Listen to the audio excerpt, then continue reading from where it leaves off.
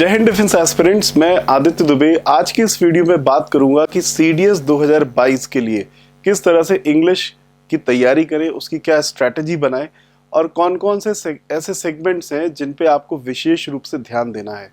जैसा कि आप जानते हैं कि सीडीएस के एग्जामिनेशन में 120 क्वेश्चंस होते हैं, तो 120 क्वेश्चंस को डील करने के लिए, उनकी तैयारी करने के लिए और एग्जाम के दौरान जब आप उनको सॉल्व करते हैं तो आपको एक बेहतर पेशेंस लेवल और माइंडसेट की ज़रूरत होती है।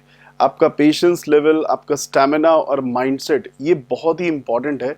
इसीलिए मैंने सबसे पहले आपको सजेस्ट किया है कि mindset is more important than skill set. This exam is a lengthy exam, you have 120 questions, so you have to be ready with your mindset, you have to practice in a good manner। Exam से पहले आपको 120 questions का proper practice करके जाना चाहिए, क्योंकि exam के बाद स्टूडेंट्स ने शेयर किया कि वास्तव में ये एक लेंदी पेपर होता है जिसमें कई बार आपको लगने लगता है कि it is so lengthy as well as it requires lot of efforts. तो ये आपको एक हैबिट में लाना है कि आप 120 क्वेश्चंस को फ्रेश माइंड के साथ आसानी से डील कर पाएं। जबकि अदर एग्जाम से हम देखते हैं कि नंबर ऑफ क्वेश्चंस इतने ज़्यादा नहीं होते हैं तो टाइम का पता ही नहीं चलता है, लेकिन इस एग्जाम में टाइम आपको एम्पल अमाउंट में मिलता है और साथ ही साथ जो क्वेश्चंस हैं वो थोड़ा सा एनालिसिस ओरिएंटेड होते हैं। सीडीएस एग्जाम की तैयारी में आपकी जो स्ट्रैटेजी है वो बिल्कुल बदल जाती है as compare to NDA, MNS and other examinations. इस एग्जाम में स्ट्रैटेजी इसलिए बदल जाती है क्योंकि इसमें जो प्रोपोर्शन है वो एकदम इक्वालिटी का है, थोड़ा सा ही डिफरेंस है। तो इस पूरे सेगमेंट पे मैं बात करने जा रहा हूँ और इस वीडियो में मैं आपको लेसन प्लान भी शेयर करूँगा। आपका पढ़ाई करने का लेसन प्लान क्या होना चाहिए, कैसे कैसे आपको कॉन्सेप्ट्स और एक्सरसाइजेज की तैयारी करनी चाहिए जिससे कि आपके सारे सेगमेंट्स कवर्ड हों। कई बार हम एक ही सेगमेंट में लगे रहते हैं, बहुत सारे अदर सेगमेंट्स हमारे छूटे रह जाते हैं और एग्जाम से पहले हम थोड़ा सा वरीड होते हैं कि वो सेगमेंट्स हमारे पूरे नहीं हैं, या फिर एग्जाम से जस्ट पहले हम उनको बहुत जल्दी जल्दी तैयारी करने की कोशिश करते हैं, जो कि एक अच्छी हैबिट नहीं है क्योंकि ये एक फुल लेंथ पेपर है।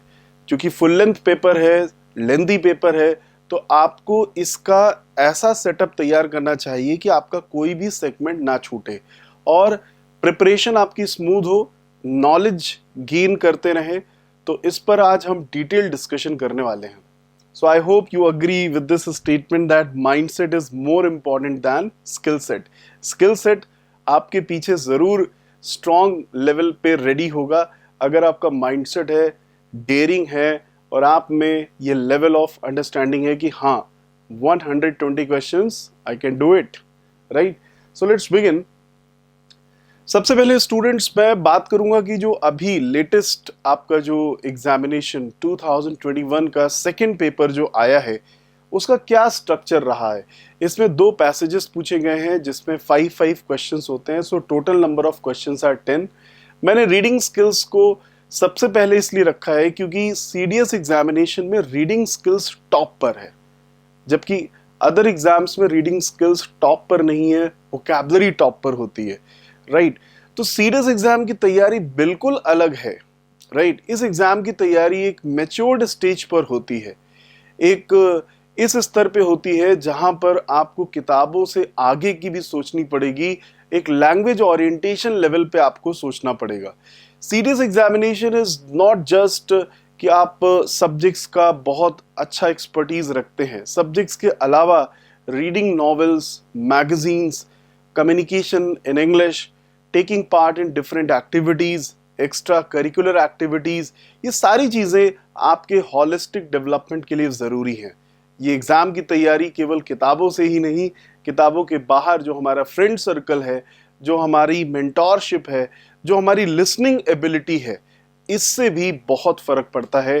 क्योंकि मैंने स्टूडेंट से इंटरेक्ट किया, मैंने पाया है कि जो स्टूडेंट्स इंग्लिश कम्युनिकेशन में एक्टिव है, एक्स्ट्रा करिकुलर एक्टिविटीज़ में एक्टिव है, स्पोर्ट्स एक्टिविटीज़ में एक्टिव है, उनकी तैयारी कुछ अलग स्तर पर ही होती है और वो बेहतर कर पाते हैं एक स्क्रिप्टिव अप्रोच से अदर। स्क्रिप्टिव अप्रोच का मतलब है कि बस रटते रहें। यहाँ पे रटने का रोल कम है, यहाँ पे एक्सपीरियंस लेने का रोल ज्यादा है। तो जैसा कि आप देख पा रहे हैं कि रीडिंग स्किल्स के टोटल नंबर ऑफ क्वेश्चंस यहाँ पर 50 हैं, जो कि एक मेजर सेक्शन है। 50 नंबर ऑफ क्वेश्चंस मतलब एक बड़ा segment, right. 50 number of questions are there reading skills पे। मतलब देखा जाए तो किसी का अगर रीडिंग एबिलिटी अच्छा है तो वो सीडीएस एग्जामिनेशन में अच्छा स्कोर रीडिंग एबिलिटी के बेसिस पे ला सकता है। आप देख सकते हैं 2 पैसेजेस आपसे पूछे जाएंगे, 5 क्वेश्चंस होंगे, और ये पैसेजेस जनरली हमारे लेटेस्ट सिनेरियो से रिलेटेड होते हैं। तो जैसे किसी की न्यूज़पेपर रीडिंग की हैबिट है, उसे बहुत फायदा होगा। किसी का नॉवल रीडिंग का हैबिट है, हॉबी है, उसे बहुत फायदा होगा। किसी को लगता है कि मैं मैगजीन से अपडेटेड रहूं, उसका बहुत फायदा होगा। तो ये आपको ध्यान देना है। आते हैं ऑर्डरिंग ऑफ सेंटेंसेस में S1 से S6। अब देखिए S1 से S6, यहाँ पे S1 S6 फिक्स होते हैं, एंड बीच में आपको PQRS, ये आपको 4 स्टेटमेंट्स और दिए होते हैं, और ये PQRS भी जम्बल्ड होते हैं, right. Sentence 1 and sentence 6 fix होता है, लेकिन बीच में जो आपका PQRS है वो जम्बल्ड अप होता है। अब ध्यान देना है कि इसके जो क्वेश्चंस है वो 10 हैं ऑर्डरिंग ऑफ सेंटेंसेस के।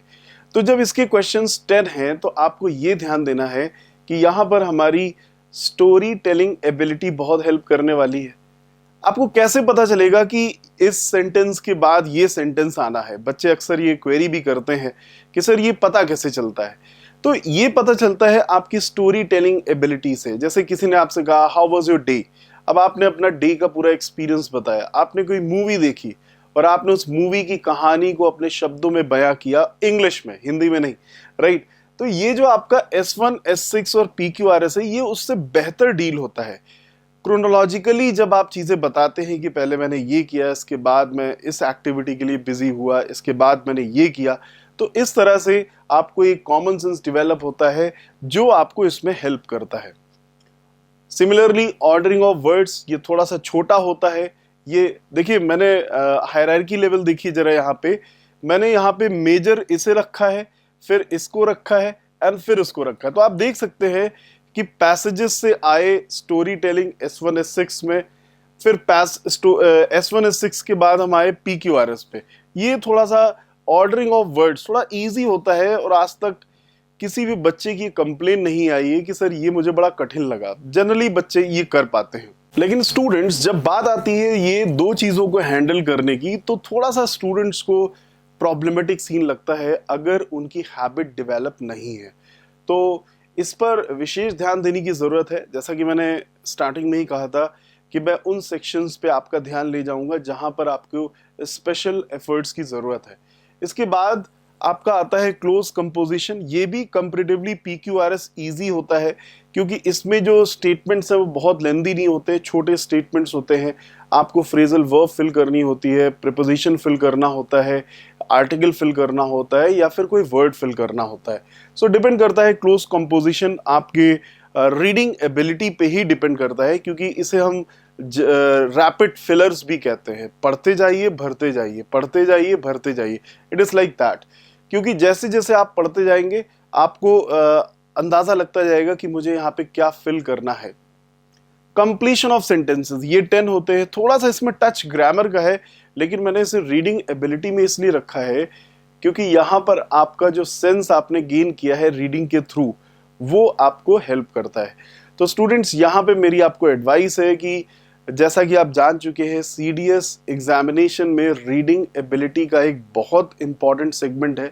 आपको मैं ये भी बता दूं कि जो बच्चे सोचते हैं कि बस क्लासेस करके हमारा रीडिंग एबिलिटी इंप्रूव हो जाएगा, मैं कहना चाहूँगा ऐसा नहीं है। क्योंकि क्लासेस इंडिविजुअल लेवल पे नहीं होती हैं, क्लासेस ग्रुप लेवल पे होती हैं, एंड ग्रुप में वो टॉपिक्स ज़्यादा प्रिफर किए जाते हैं, वो टॉपिक्स ज़्यादा डिस्कस किए जाते हैं जो कि ग्रुप लेवल पे साबित हो सके। आपको पता है, तैरना तैरने से आता है, बोलना बोलने से आता है, और पढ़ना पढ़ने से आता है। तो अगर आपको अपनी रीडिंग एबिलिटी इंप्रूव करनी है तो आप स्वयं अपनी रूटीन में न्यूज़पेपर, मैगजीन, नॉवेल, इसके लिए समय निकालें। मात्र क्लासेस करने से, टीचर्स को सुनने से, ग्रामर के रूल्स पढ़ने से आपके इस सेक्शन की तैयारी नहीं होने वाली। आपको इसमें एक्स्ट्रा करिकुलर एक्टिविटी में कुछ ना कुछ इन्वॉल्व करना ही होगा। This is the reality of the examination. बढ़ते हैं आगे। आई होप आप इससे सहमत होंगे। एंड अब मैं बात करने जा रहा हूं ग्रामर सेगमेंट की। देखिए, जनरली स्टूडेंट्स ग्रामर ज्यादा पढ़ना चाहते हैं। वो इसलिए पढ़ना चाहते हैं क्योंकि उनको लगता है कि एक बार मेरी लैंग्वेज की अंडरस्टैंडिंग बने तब तो मैं PQRS और पैसेजेस में कर पाऊंगा। तो उनका मानना ठीक है, गलत नहीं है, लेकिन मैंने यहाँ पे लिख दिया है साफ साफ कि ग्रामर कम आती है as compare to reading ability. आपके रीडिंग एबिलिटी के जो क्वेश्चंस हैं वो है 50 और ग्रामर के क्वेश्चंस हैं आपके 40। तो ग्रामर एक बैकअप देने वाली है आपको आपके एग्जाम में। और ग्रामर का जो पैटर्न है वो बदलता रहता है, हर साल कुछ ना कुछ नया होता है। जैसे कभी कभी एक्टिव पैसिव डायरेक्टली आ जाता है, कभी नहीं आता है, कभी डायरेक्ट इनडायरेक्ट आ जाता है, कभी नहीं आता है। It depends. अभी मैंने ये एनालिसिस जो लिखी हुई है ये यहाँ पे 2021 के लेटेस्ट, मतलब आपका जो सेकंड पेपर हुआ है CDS का, उसके अकॉर्डिंग मैंने लिखी है। यहाँ पे ग्रामर के फिल इन द ब्लैंक्स आए 10।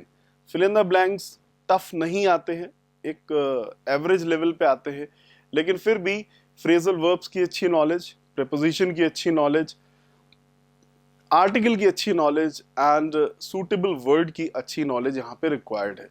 इसके लिए भी आपका जो रीडिंग एबिलिटी है वो बहुत ज़्यादा हेल्प करता है, लेकिन आपकी ग्रामर भी वर्क करती है। यहाँ पे आपको जानना होता है कि कौन से वर्ड के बाद फिक्स प्रीपोजिशन आता है, कौन से वर्ड के बाद प्रीपोजिशन नहीं आता है, या फिर हमारा जो एक वर्ड को फाइनलाइज करने का तरीका है कि सूटेबल वर्ड यहाँ पे क्या होगा, इस पर आपको ध्यान देना होता है। इसके बाद स्टूडेंट्स, आई वुड से आपके लिए वरदान है पार्ट्स ऑफ स्पीच का आना। आपको कुछ नहीं करना होता है, केवल पहचानना होता है कि underline word parts of speech में क्या है। हाँ, यहाँ पे थोड़ा कॉम्पिटिटिव लेवल बढ़ा है जब से ये आना स्टार्ट हुआ है। पिछले 2-3 साल से ये आ रहा है। तो जब से आना स्टार्ट हुआ है तब से स्टूडेंट्स का रियली जो प्रेशर है वो कम हुआ है, क्योंकि इसमें पहचानना होता है। लेकिन इसमें आपका काम भी बढ़ गया है। पहले आप ग्रामर पढ़ते थे, लेकिन उनके टर्म्स को याद रखें ना रखें फर्क नहीं पड़ता था। अब आपको ग्रामेटिकल टर्म्स भी याद रखने पड़ेंगे। मतलब अगर आपने प्रोनाउन में पढ़ा है reflexive pronoun, reciprocal pronoun, indefinite pronoun, आपको जानना पड़ेगा, लॉन्ग टर्म में मेमोरी में रखना पड़ेगा कि इसका क्या मीनिंग है। आपने नाउन में पढ़ा है proper noun, common noun, collective noun, material noun, abstract noun, तो आपको इनके नाम का सिग्निफिकेंस आपको दिमाग में रखना पड़ेगा। आपने डिटर्मिनर्स पढ़े हैं, आपने एडजेक्टिव्स के टाइप पढ़े हैं, possessive adjective, possessive pronoun, demonstrative adjective, demonstrative pronoun. इनमें डिफरेंस आपको देखना पड़ेगा कि डिस्ट्रीब्यूटिव एडजेक्टिव क्या है, डिस्ट्रीब्यूटिव प्रोनाउन क्या है। पहले क्या होता था, आप ग्रामेटिकल टर्म्स से दूर रहते थे। आपको ग्रामर का इम्प्लीमेंटेशन आना चाहिए और आपका ग्रामर का नेम क्या है उससे आपको मतलब नहीं होता था। लेकिन अब आपको मतलब रखना चाहिए, क्योंकि कभी कभी ये क्वेश्चंस थोड़े से टिपिकल आ जाते हैं। जैसे पॉसेसिव क्या है, राइट, वोकेटिव केस क्या है, नॉमिनेटिव केस क्या है, आपको जानना चाहिए, सब्जेक्टिव केस, ऑब्जेक्टिव केस। तो ये finite verb, non finite verb, regular verbs, irregular verbs, transitive verbs, intransitive verbs, model auxiliary verbs, auxiliary verbs, ये सारे टर्म्स आपको जानने चाहिए। आई hope you must have understood कि अब ग्रामर इम्प्लीमेंटेशन लेवल पे नहीं, कॉन्सेप्ट लेवल पे भी हमें तैयार करनी पड़ेगी अगर आपको ये 10 क्वेश्चन से डील करना है। एक बात और मैं बताना चाहूंगा कि जब आप वोकैब पढ़ते हैं तो आप केवल वर्ड को रट लेते हैं। अब आपको ऐसा नहीं करना होगा। आपको वर्ड पढ़ने के साथ साथ उसके सिग्निफिकेंस को जानना होगा कि वो पढ़ा हुआ वर्ड नाउन है, वर्ब है, एडजेक्टिव है कि एडवर्ब है। जैसा कि आप जानते हैं कि कन्वर्जन हमें आना चाहिए, सक्सेस, सक्सीड, सक्सेसफुल, सक्सेसफुली। इन शब्दों में क्या अंतर है? जबकि ये बने तो एक ही वर्ड से हैं। तो आपको पता है कि सक्सेस नाउन है, सक्सेसफुल एडजेक्टिव है, सक्सेसफुली एडवर्ब है, सक्सीड वर्ब है। इस लेवल की जानकारी भी आपको लेनी पड़ेगी, राइट। स्पॉटिंग एरर हमेशा की तरीके एवरग्रीन सेगमेंट रहा है, लेकिन सीडीएस एग्जाम में जो स्पॉटिंग एरर है वो टिपिकल नहीं आता है। सीडीएस एग्जाम में स्पॉटिंग एरर किन्हीं ग्रामर के 10 रूल्स पर ही बेस्ड होता है। 10 क्या मतलब, मैं तो बोलूंगा 7-8 रूल्स पर ही बेस्ड होता है। बाकी 1-2 क्वेश्चन तो कॉमन सेंस पे आ जाते हैं। जनरली स्पॉटिंग एरर्स में पास्ट फॉलोज पास्ट का क्वेश्चन बहुत आता है कि अगर एक सेंटेंस पास्ट में है तो अगला भी पास्ट में होगा, जो कि आपने डायरेक्ट इनडायरेक्ट में सीखा है। इसके साथ ही साथ एक क्वेश्चन जरूर एग्जाम में आता है कि कंटिन्यूअस और परफेक्ट कंटिन्यूअस में क्या डिफरेंस है। I am discussing strategy for CDS examination, I have been discussing strategy for CDS examination for last 2 hours. इन दोनों में क्या डिफरेंस है, इससे रिलेटेड क्वेश्चन आपको मिलता है। साथ ही साथ फिक्स प्रीपोजिशन आना, प्रीपोजिशन का ना आना, नेगेटिव एडवर्ब से अगर सेंटेंस शुरू हो तो उसका स्ट्रक्चर क्या होगा, सब्जेक्ट वर्ब अग्रीमेंट के जो इंपॉर्टेंट रूल्स है कि अगर दो subjects either or, neither nor से जुड़े हैं, अगर दो subjects as soon as well as, together with से जुड़े हैं तो वर्ब किसके अकॉर्डिंग आएगी। तो इस तरह के स्पॉटिंग एरर्स जनरली एग्जाम में आते हैं, बट इंटरेस्टिंग है, इजी है, टेंशन वाले नहीं है। मैं तो बल्कि ये भी कहता हूं कि जो स्टूडेंट रीडिंग एबिलिटी में अच्छा है वो स्पॉटिंग एरर पूरे के पूरे सही कर देता है। आपको बहुत ज्यादा इसमें पेन लेने की जरूरत नहीं है। कई बच्चे स्पॉटिंग एरर बहुत ज्यादा पढ़ते हैं, बड़ा हाई लेवल का पढ़ते हैं। तो मैं कहूंगा कि ये टाइम आप थोड़ा सा यहां से लेकर के रीडिंग एबिलिटी को दे दीजिए, ये टाइम यहां से लेकर के आप वोकैब को दे दीजिए, लेकिन बस लैंग्वेज के संपर्क में रहें, लैंग्वेज को बोलते रहें, अपने इम्प्लीमेंटेशन में लाते रहें, रीडिंग करते रहें, आपका इसमें बेनिफिट जरूर होने वाला है। इसके बाद पर्टिकुलरली प्रीपोजिशन और डिटर्मिनर्स हैं। इसके नंबर ऑफ क्वेश्चंस 10 हैं। तो प्रीपोजिशन और डिटर्मिनर्स को लेकर के आपने पहले भी क्लासेस अटेंड की हैं, बेसिक लेवल का ही आता है, लेकिन अच्छी प्रैक्टिस की जरूरत है, क्योंकि यूपीएससी का जो पैटर्न है वो पता नहीं कब थोड़ा सा टिपिकल कर दें, थोड़ा सा मॉडरेट कर दें, थोड़ा सा कभी कभी ईजी भी रहता है। तो इसमें जो लेवल रहता है वो मिक्स रहता है। तो आपकी ग्रामर हुई 40 मार्क्स की, तो आप देख सकते हैं रीडिंग एबिलिटी टॉप पर है, सेकंड नंबर पर ग्रामर है, एंड स्टूडेंट्स आपका थर्ड नंबर पर है वोकैब। हालांकि एनडीए एग्जाम में वोकैब टॉप पे रहती है, लेकिन यहां पर आपका वोकैब के केवल 30 क्वेश्चंस हैं, 10 synonyms, 10 antonyms and 10 idioms and phrases. Comparatively previous years में आपने देखा होगा कि वोकैब का स्तर अब थोड़ा सा नॉर्मलाइज हुआ है। पहले एक टाइम था कि जब वर्ड्स आते थे तो पढ़ने में टाइम लग जाता था कि लिखा क्या हुआ है, बड़ा ही अनफेमिलियर, अननोन और कई बार तो अनइम्पॉर्टेंट वर्ड्स आपसे पूछे जाते थे।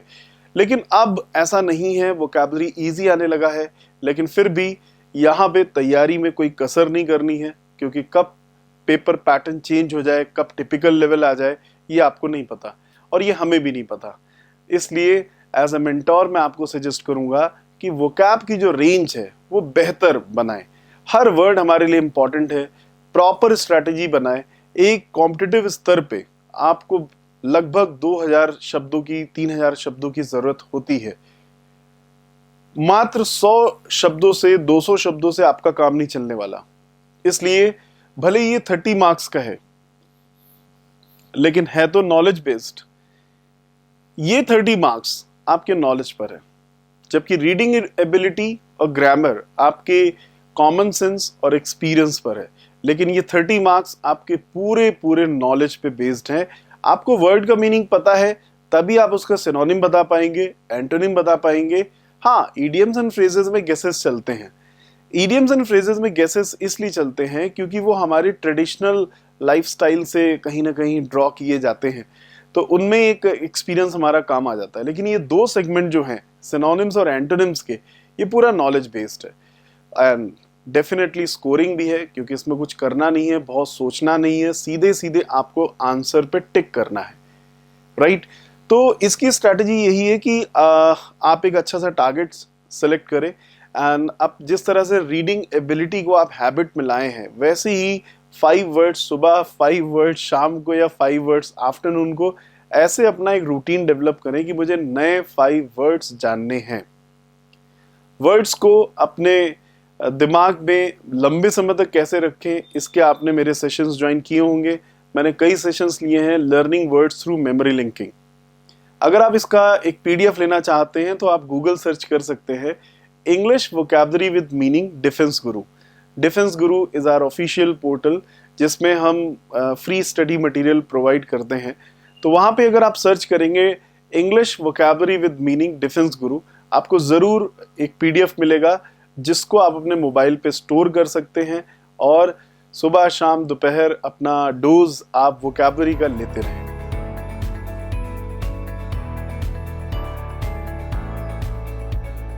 सेंचुरियन डिफेंस एकेडमी के YouTube चैनल को सब्सक्राइब नहीं किया है तो अभी सब्सक्राइब करें और बेल आइकन दबाएं ताकि लेटेस्ट नोटिफिकेशंस आपके पास सबसे पहले पहुंचे।